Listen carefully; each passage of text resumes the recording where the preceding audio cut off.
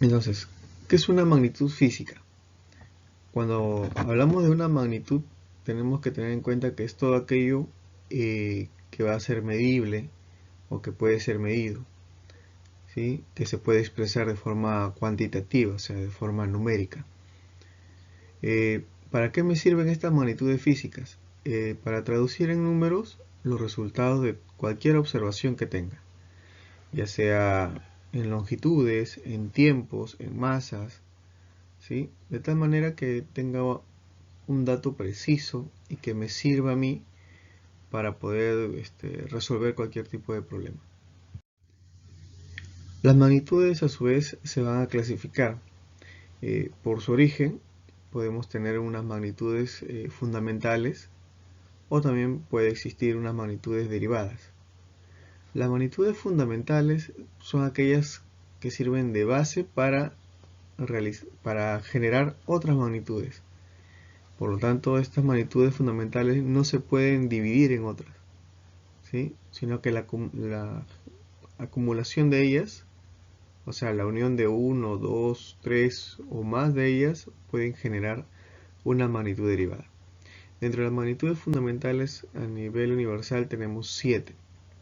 La magnitud de la longitud, de la masa y del tiempo. Tenemos también la intensidad de corriente eléctrica, la temperatura, ¿sí? La intensidad luminosa y la cantidad de sustancia que vienen a ser los moles.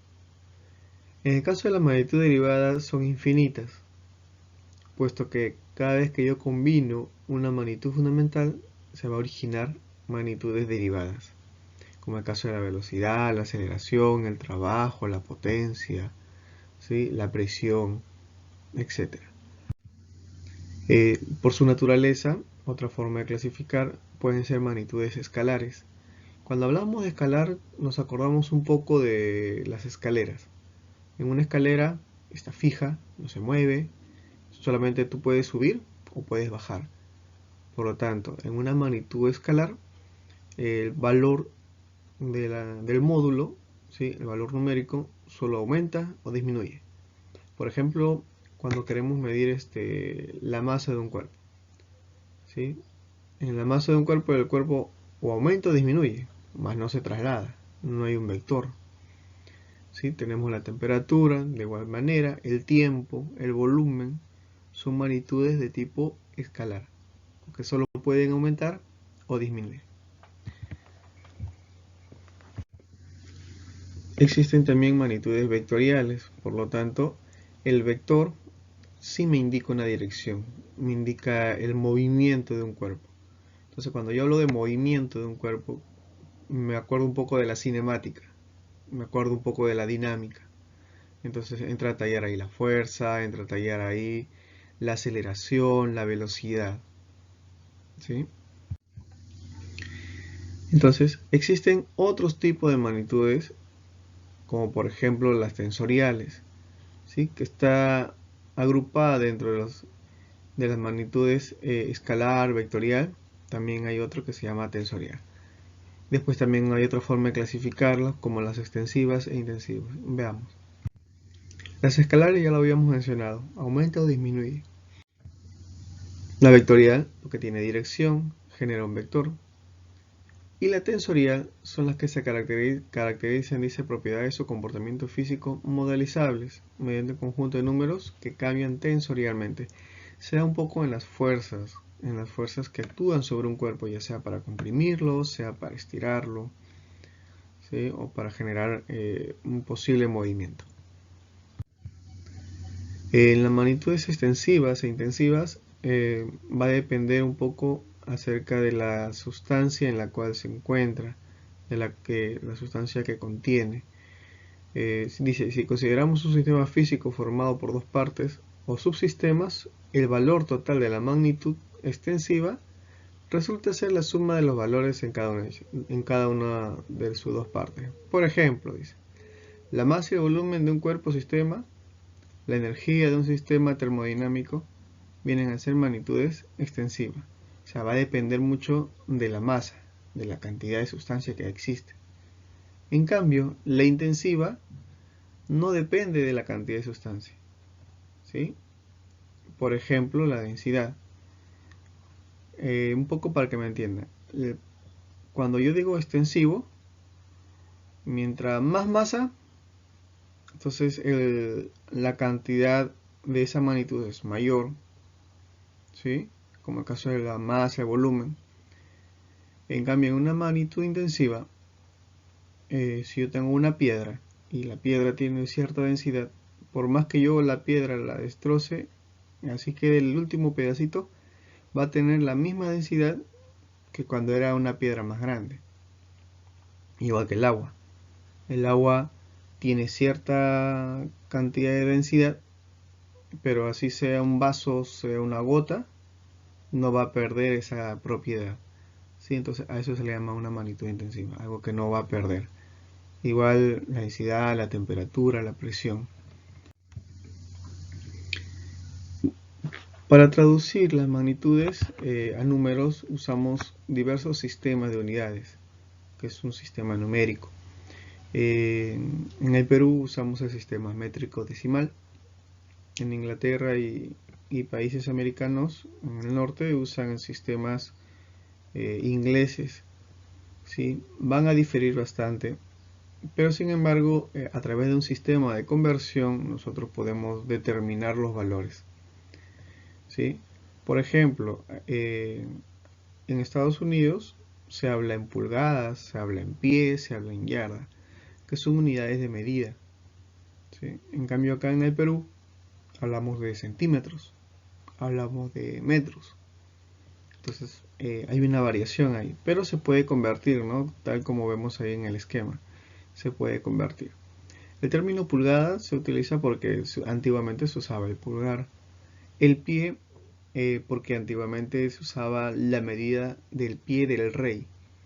¿Sí? Se medía, tenía el tamaño de un pie de un rey y con eso se utilizaba para posteriormente hacer las mediciones de todas las construcciones.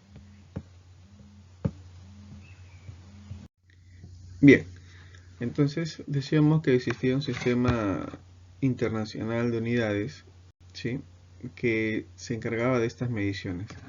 Este sistema internacional de medidas o de unidades se generó en 1960 a través de una conferencia general de pesos y medidas, en la cual se establecieron las unidades que se van a utilizar y dentro de ahí nació pues las magnitudes fundamentales.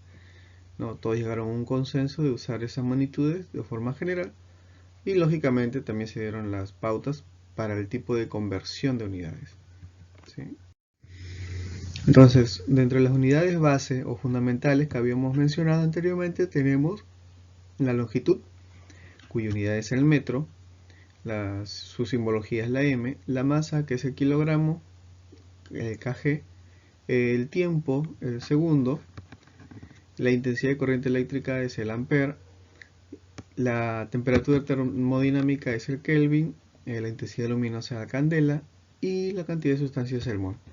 Si tú observas en la simbología, la intensidad de corriente eléctrica, ampere y Kelvin están con mayúscula. ¿Ya? Se ubican con mayúscula porque pertenecen a nombres propios de científicos, ¿sí? Mientras que los demás valores no lo son. Las unidades derivadas también presentan simbología, ¿no? Como el caso de la fuerza, que es el newton, las superficies o áreas que se dan en metros cuadrados, la velocidad en metros por segundo, el volumen en metro cúbico y así. Todas las unidades derivadas también van a presentar una unidad y una simbología. Una observación, dice, el símbolo de una unidad no admite punto final. ¿Sí? Hay a veces que escribimos símbolos y ponemos puntos finales. Entonces, hay que tener mucho cuidado con ello. Estas magnitudes, a su vez, necesitan de instrumentos especiales para poder ser medidos, para poder tener un valor. Entonces, ahí he puesto algunos ejemplos, ¿no? Como el caso de un micrómetro, micras, mide longitudes, dice, de la orden de micras. La regla mide longitudes del orden de los centímetros, la balanza la masa, el cronómetro mide el tiempo. Sí, el multímetro mide magnitudes eléctricas, ya sean voltaje, ya sean amperajes, etc. El voltímetro mide el potencial eléctrico, el amperímetro medirá la intensidad de corriente eléctrica, el manómetro mide la presión atmosférica que existe, los recipientes graduados, como el caso de la probeta, medirán volúmenes, el termómetro mide la temperatura. Y así, hay un sinnúmero de instrumentos para diferentes tipos de magnitudes. Nosotros, para tener los valores numéricos, usamos bases 10, bases exponenciales, ¿sí? Usando lógicamente los prefijos y sufijos que conocemos, ¿no? Los múltiplos y submúltiplos. Y eso creo que son clases de primer año, clases de primaria, que traerlo a nuestra memoria porque siempre es necesario, ¿sí? Los valores del deca, del hecto, del kilo, que posteriormente le vamos a agregar la magnitud. Si fuera metros, un decámetro, hectómetro, kilómetro, megámetro, ¿sí? Entonces te dejo esos valores para que un poco recuerde lo que se utilizaba. Igual para el caso de los submúltiplos, ¿no? Los valores menores a la unidad. El deci, el centi, el mili, el micro. Y si fueran metros, decímetro, centímetro, milímetro, micrómetro. ¿Sí? Bien. Dice, los símbolos de los múltiplos submúltiplos se escriben en singular. No me vais a poner metros y pones M y S. En metros siempre será M, así sean cantidades. Todos los nombres de los prefijos se escribirán en minúscula. ¿Sí? Esa es una buena observación. Los símbolos de los prefijos para formar los múltiplos se escriben en mayúscula, excepto el prefijo kilo, que por convención será con letra minúscula. Dice, al unir un múltiplo o su múltiplo con la unidad del sistema internacional, se forma otra nueva unidad, como lo que le explicaba. Si tenemos el valor de kilo y le aumento el metro, kilómetro. ¿Sí? Entonces va a depender mucho de la magnitud. Si fuera tiempo, segundos, kilosegundo. ¿Sí? Si fuera el caso de las computadoras usan el byte, esa es su unidad, kilobyte, ¿no? ¿Cómo se escribe una medida? Dice, la escritura al unir múltiplo o su múltiplo con una unidad del sistema internacional. Entonces va lo que les indicaba, el número, seguido del múltiplo o su múltiplo y después la unidad de la magnitud. Así como el caso que tenemos ahí, ¿no? 20 kilómetros, por ejemplo. O 36.4 microfaradios, que son unidades.